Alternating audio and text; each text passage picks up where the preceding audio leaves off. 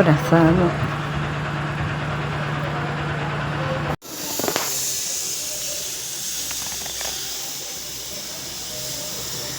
దద్దోజనానికి తిరుమాతకు ready చేశాను. ఇంగువ అన్నీ వేసి చేసుకుంటే బాగుంటుంది.